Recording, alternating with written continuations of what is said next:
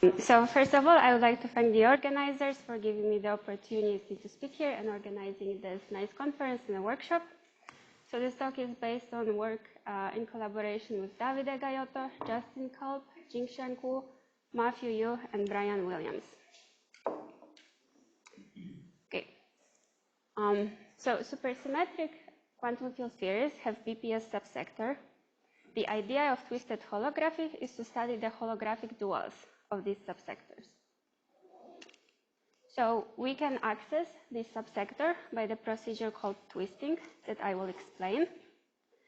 The holographic duals that we will usually encounter will be topological strings, in particular the BCOV theory, which is a string field theory of the topological B model. Okay, and the idea is to state the duality between this BPS subsector and topological strings as an individual independent duality.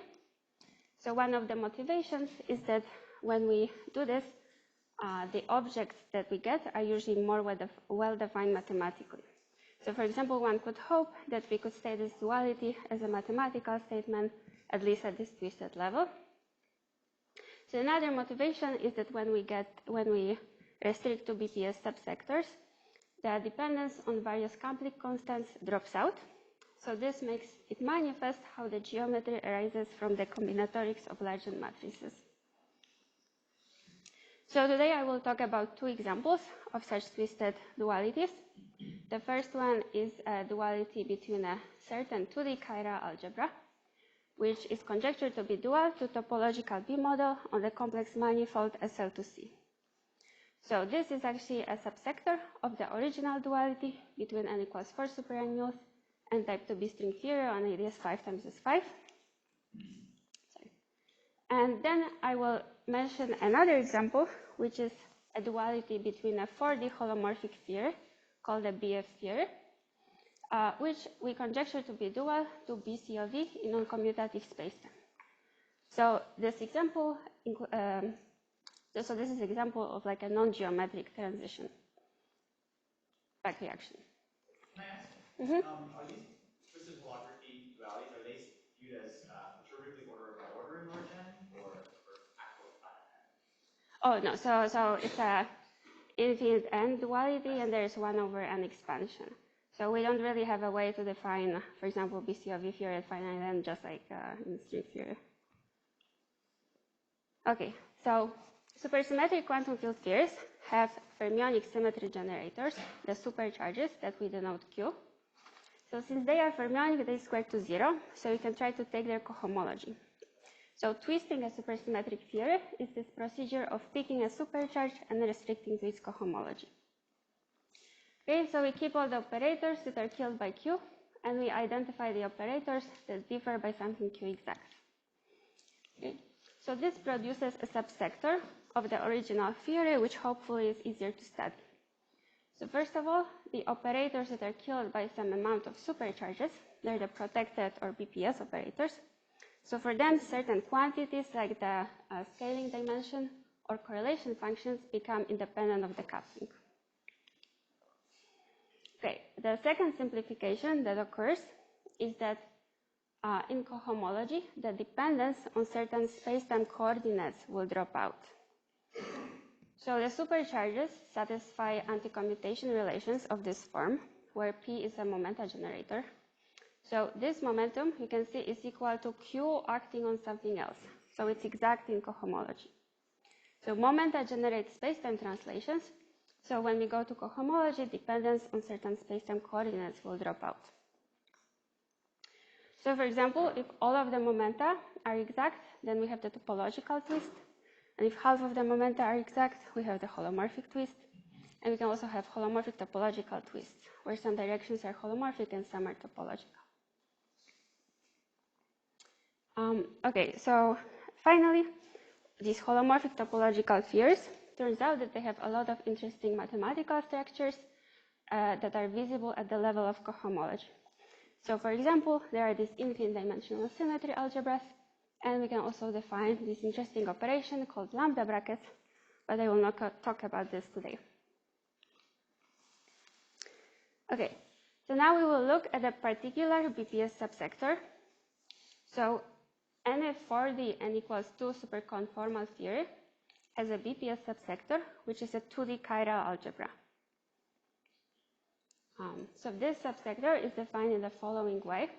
First, we restrict to 2D, and then we take a cohomology with respect to a linear combination of a supercharge and a superconformal charge.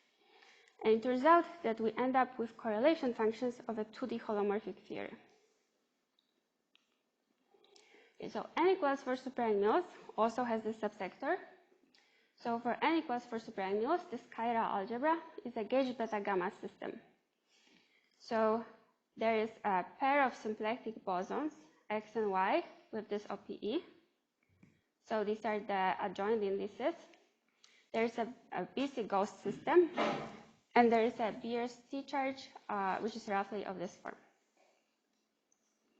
Okay, so 4D equals 4 super n mules has this 2D chiral algebra subsector, which we can get by this twist. Okay, so now we can ask, what is the holographic dual of just this subsector? Okay, so now, twisting on the gravity side, like twisting supergravity and strings, is a bit more difficult, since in this case the supersymmetry is a gauge symmetry. However, it was proposed by Costello and Lee that there's an analogous BPS subsector, which is the B model on the complex manifold SL2C. So you can think about it as SL2C as ADS3 times S3. This ADS3 sits inside ADS5. This is 3 sits inside S5. And this chiral algebra lives on the boundary of this ADS3, which is part of the boundary of this ADS5. Okay, so the conjecture is that these two subsectors are also dual to each other. Okay, so when we are in this twisted subsector, there are several simplifications. First of all, the dependence on the 't Hooft coupling drops out. So there is just one parameter, n, which is the rank of the gauge group, which gets mapped to the string coupling 1 over n. So since the 't Hooft coupling drops out, the computations in the chiral algebra are just free theory computations, basically. Another thing is that the topological B model has a very nice string field theory, which is the Kodaira-Spencer theory, also called VCOV theory, which is the theory of the formations of the complex structure. Okay, so we will only be talking about the string field theory. We will not be talking about the worldsheet. Okay, and another thing is that the branes in the B model are holomorphic submanifolds. So in particular, the D1 branes that we will look about later are just holomorphic curves in the spacetime SL2C. Okay, so you can think about this duality as a subsector of ADS-CFT, but there's also, one can also do an analogous derivation to Malda-Sena derivation inside the B model. So let's consider B model in C3, and we put a stack of n D1 branes. So it turns out that the word volume theory of these n D1 branes is precisely this chiral algebra. Okay, so now we can try to back react these branes, and it turns out that the stack sources a Beltrami differential, which deforms the complex structure from C3 to SL2C. Okay, so again, we have B model in C3. We put a stack of branes which support this chiral algebra, and this deforms the complex structure from C3 to SL2C. Okay, so I should say that this is basically the same geometric transition that happens when you go from the resolved conifold to the deformed conifold, except that, like for convenience, we are starting with C3. Okay, so the holographic dictionary for this duality was established first in this paper by Costello and Gaiotto. So for example, they were able to match the single trace operators in the chiral algebra with infinitesimal deformations of VCOV boundary conditions on SL2C. So later we extended this dictionary to include determinant operators in the chiral algebra, which are now dual to like twisted versions of giant graviton branes. which are D1 branes. And we also studied non-conformal vacua for the chiral algebra. So we conjecture these are dual to geometries which are asymptotically SL2C. You can get them from back reacting a non-coincident stack of branes.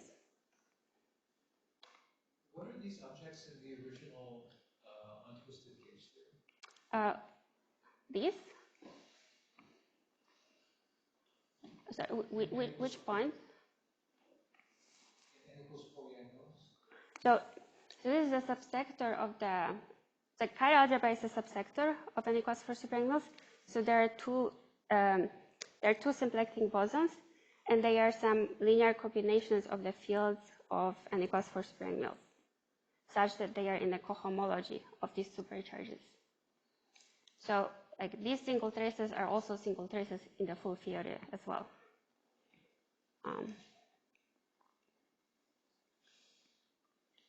Okay. So just to understand, these deformations also are represented by some standard vertex operators in the worldsheet description? So they insert closed strings. So you have some polyvector fields. Yeah, but I'm not sure what happens to the worldsheet.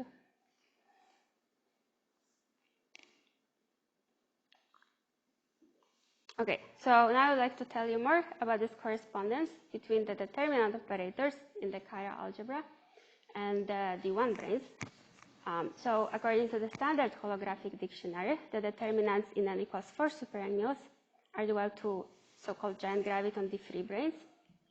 So in our case, determinants in the chiral algebra are dual to D1 branes.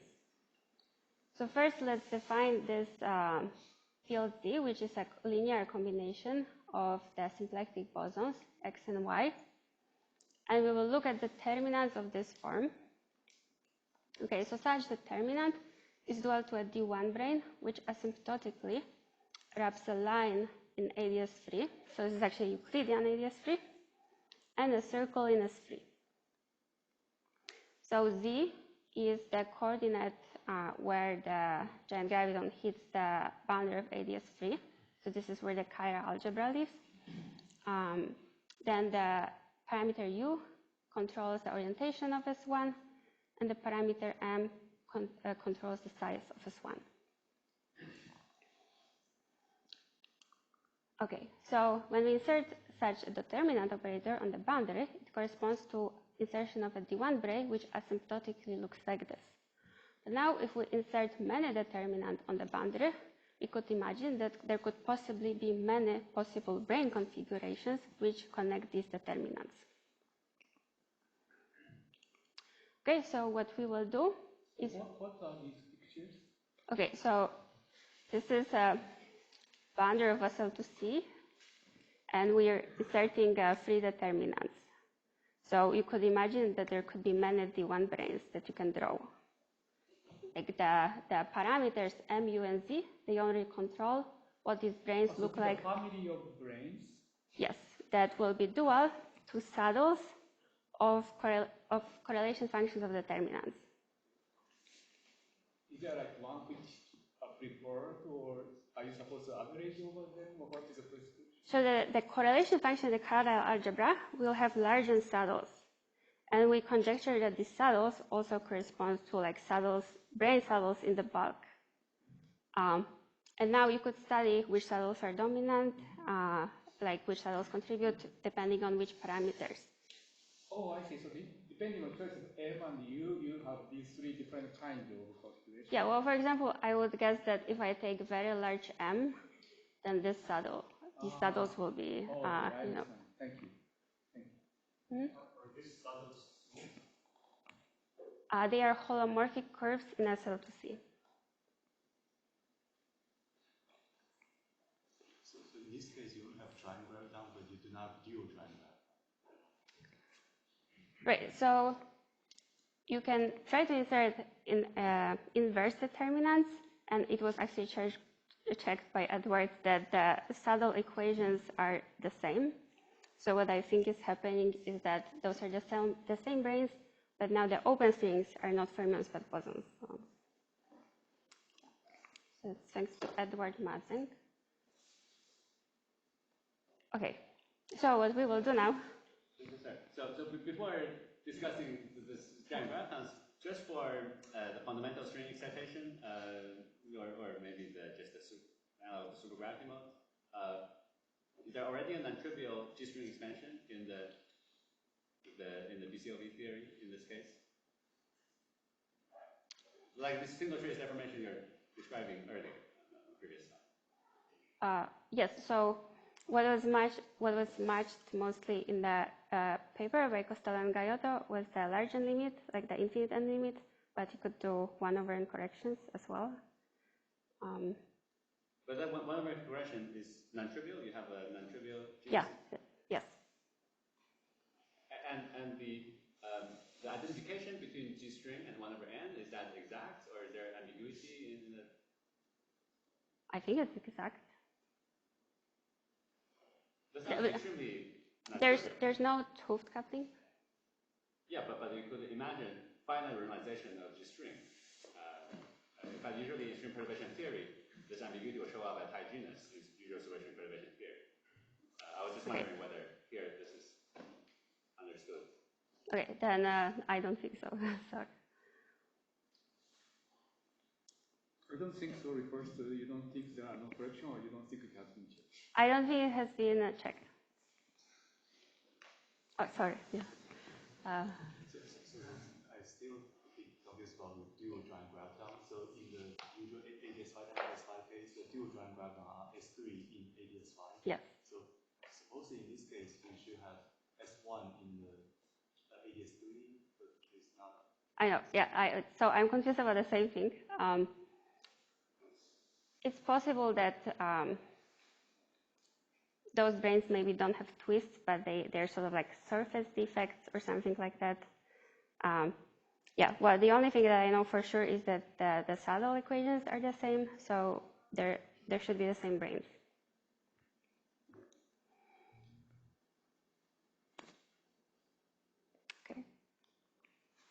Okay, so now I will quickly explain how to study correlation functions of determinants. So this was studied in this very nice paper. So the first step was to fermionize determinants. So we write determinants as Grassmann integrals over this exponent. So we introduce these fundamental and anti-fundamental fermions, and you can actually interpret them as open strings on the intersection of the D1 brane and the original stack of branes. Okay.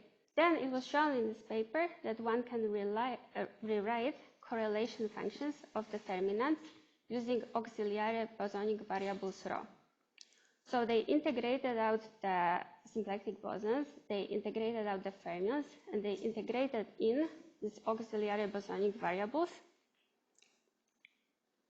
And so what is nice about this is that now this integral is in a form which you can do saddle point analysis. So there's an exponent which is n times an action which doesn't depend on n. Okay, and this is the action. So we can write down the saddle point equation for this action. So we can write them in a matrix form. So here zeta is a diagonal matrix which has the positions of determinants on the diagonal. Mu has the parameters u on the diagonal.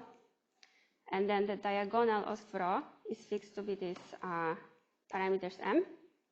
And the off-diagonal components of ρ are the variables that we are solving for. Okay, so correlation functions of determinants have Largent saddles, which are solutions of these matrix equations. Again, I should also say, in n equals 4 superannuals, this is a 3-level computation, but in the chiral algebra, there's no 't Hooft coupling, so this is an exact computation. Okay, so now we have this matrix equation. So to each saddle, we would like to associate a holomorphic curve that we can interpret as these giant graviton branes. So we do this using a spectral curve construction. So we define a system of commuting matrices, and we define a spectral curve as simultaneous eigenvalues of these matrices. And the spectral curve, so these matrices are defined in such a way that they commute when rho satisfies the saddle point equations. So for each rho, we have a set of commuting matrices, so we can take their simultaneous eigenvalues. Then these matrices satisfy this equation, so they give us a holomorphic curve inside SL2C. And then we define them in such a way that the spectral curve goes to the boundary in the expected asymptotic, in the way that we expect of the branes that would be dual to giant gravitons. Okay, so there's many holographic checks we can do. So for example, we can compute coercion functions of determinants with a single trace. So this was also considered in this paper, and they are governed by the same saddles. So in the dual side, this corresponds to a closed string propagating from the boundary and interacting with this giant graviton brane. So we can also compare the actions. So on the chiral algebra side, there is this interesting action written in terms of these raw variables. Now on the dual side, we have a giant graviton brane, and the word volume theory of a giant graviton brane is also a beta-gamma system. So what we were able to do is we compared dependence of these two actions on the parameters mu and z. And what would be very interesting is to actually be able to rewrite this action so that it looks like a beta-gamma system, but we haven't been able to do that. Okay, you can also consider modification of determinant operators, which correspond to excitations of the brane. And like I said before, we also consider non-conformal vacua of chiral algebra, which we think are dual to geometries that are asymptotically SL2C. This is like a twisted version of this duality between the Coulomb branch and the multi-center solutions, which are asymptotically ADS5 times S5. Okay. Right, so the rho are these auxiliary variables that were very convenient to rewrite the correlation functions of determinants. And then you could try to interpret them as like open strings on giant gravitons, except that on the giant graviton, there's also, for example, but there's like a z dependence. There's for example, no derivatives here. So I think interpreting these raw variables as open strings is not that straightforward.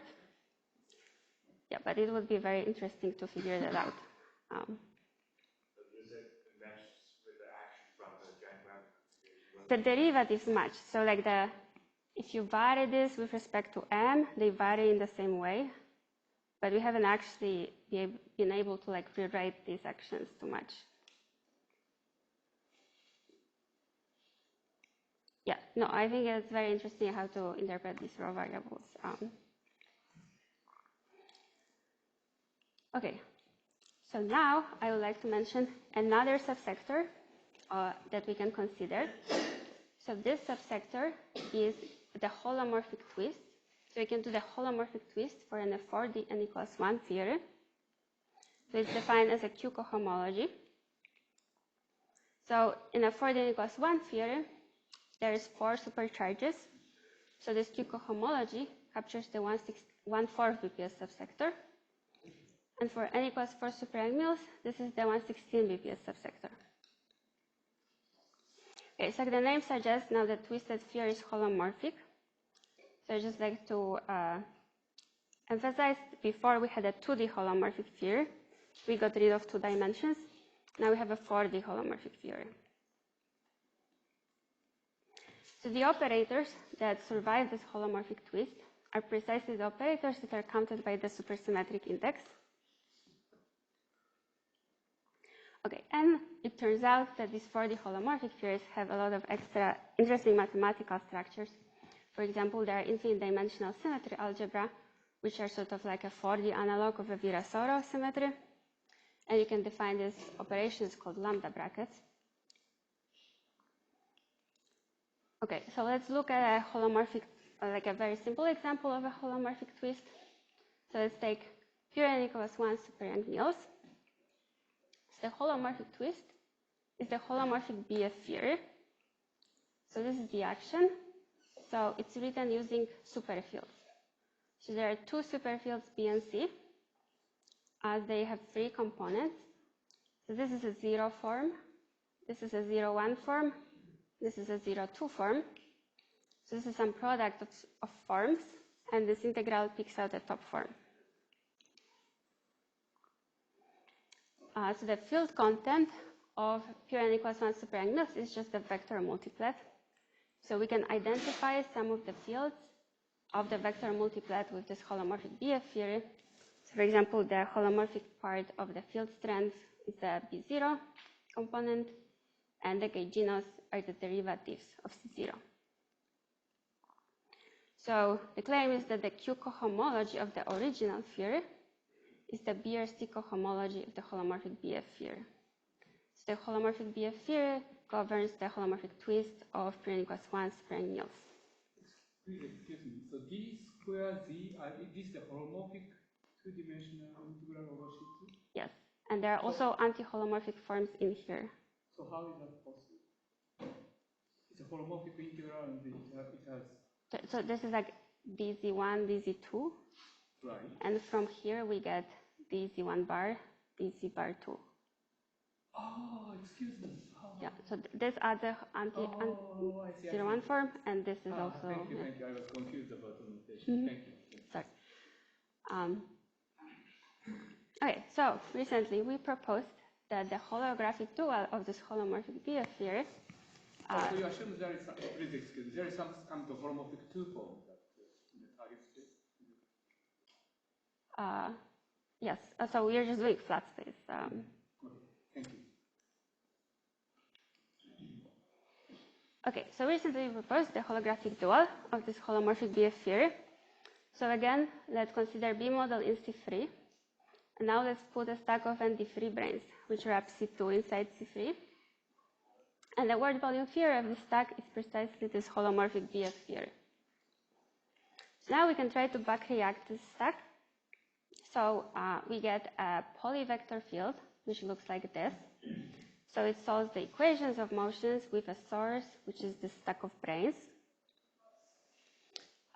So now this polyvector field is not a Beltrami differential, so it does not deform the complex structure. So what this polyvector field does is that it introduces non-commutativity in the spacetime. So that the coordinates Z1 and Z2, which are parallel to the branes, they are no longer commutative. Okay, so this is our proposal. When you consider B model in C3 with a stack of ND3 branes, they support this holomorphic BF theory. And when you back react this, you get B model with this special background. Okay, so this proposal is a bit more mysterious, especially since it's not a geometric back reaction. So we have yet to establish like a holographic dictionary for this proposal. So far we can do some basic checks, like for example, match the 3-level cohomology at infinite ends of this holomorphic BF theory with the polyvector fields. Okay, so to summarize, so we consider this example of a duality between a 2D chiral algebra and B model on SL2C. So I would like to emphasize that the computation in here that we did are free theory computation, yet the chiral algebra still knows that the dual geometry is SL2C. So one example of that is when we considered a correlation function of determinants. So these correlation functions have saddles, which we mapped to saddles of brane saddles in the bulk. So like I said, what we haven't done is to actually study how these saddles contribute. So it's possible there could be some interesting Stokes phenomena to be studied here. Another thing is that there are some interesting matrix model subsectors of this chiral algebra. For example, there's a 1/2 BPS subsector that was studied here. Another thing that you can do is that you can put large powers of determinants. So this, in the chiral algebra, will give you some multi-matrix models. And then on the dual side, putting large powers of determinant, it corresponds to putting a lot of giant graviton branes in SL2C, which will now back react the geometry even further. So yeah, I will also expect that would be some interesting bulk saddles to be studied here. And of course, so it would be very nice to lift some of these things that we studied to the supersymmetric configurations in the full holography. For example, to lift these D1 branes to supersymmetric D3 branes. And I would just like to mention that there's been some interesting connections to celestial holography. So Costello, Paquette, and Sharma have been able to provide a top-down example of celestial holography. So there's a chiral algebra, which is very similar to the chiral algebra we just studied. So it's a subsector of for the n equals 2 superconformal theory with SP and gauge group that is dual to asymptotically flat space, which is called the Born space. Another, so the second example was a duality between this holomorphic BF theory and BCOV with non-commutative spacetime. Okay, so for this theory, we still need to establish a proper holographic dictionary. And this is like the first step to studying the holographic dual of the holomorphic twist of n equals 4 superangles. So the holomorphic twist of n equals 4 superangles covers the 116 BPS subsector. So we heard about this.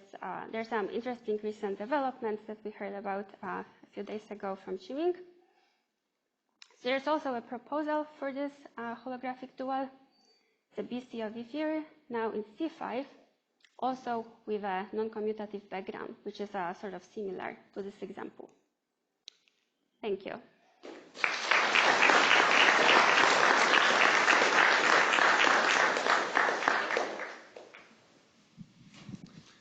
Can you go back to your slide about the solutions of the D1 branes? The determinants? This blue picture. So this describes n D1 branes, you're saying? No, so we can put a bunch of determinants on the boundary, right? And so, for example, this is a one D1 brane, which is connected, but you can also imagine that there will be disconnected branes. And do you have explicit expressions for the solutions in the bulk? We have them as spectral curves. So we don't have like algebraic equations for what this holomorphic curve looks like. So they are defined as spectral curves of a system of like commuting matrices. Yeah, but it would be very interesting to, like if we had the equations, you could study things like genus, some algebraic properties, but we just don't know enough algebraic geometry. So for the case of n-equals-4 superyoung the holomorphic twist sector contains enough states due to large BPS black holes. Could you find the black hole solutions in the theory that this B-model theory? So to do that, we first need to establish like a proper holographic dictionary for the non-commutative case. So in this 2D chiral algebra case, there are like Largent saddles. So I think this is a good sign that you could study such things also for the holomorphic twist. Yeah, but it's very important. See, okay, let's do analogy with this 2D chiral algebra subsector.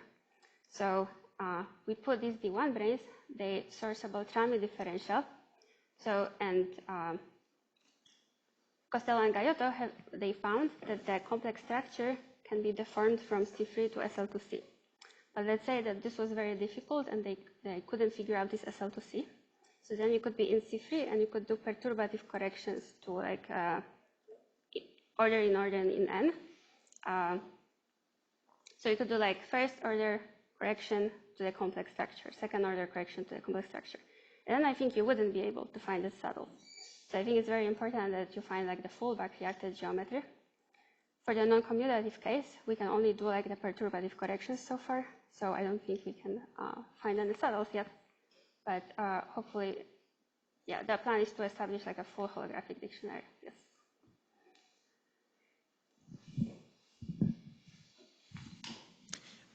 I was curious about this picture. So in the parent theory, before you took the topological twist, these were D3 branes.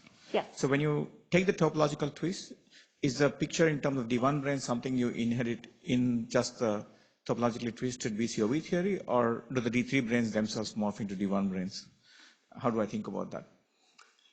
So I would think about it like some intersection of this D3 supersymmetric D3 branes in the full theory with like this locus, which is like ADS3 times S3. But we haven't been able to like actually write it as an intersection. So it's possible there's even like more D1 branes that do not correspond to twists. I don't know. So I have a question. So in the derivation of the, say, BCOV theory on SL2C from the ADS5 times S5, do you just need the supergravity? You don't need the full string theory? Is that correct? So there's a conjecture how to twist supergravity. So which is to turn on like a VEV for a bosonic ghost. And then you can leave this conjecture to string theory, but there isn't a derivation.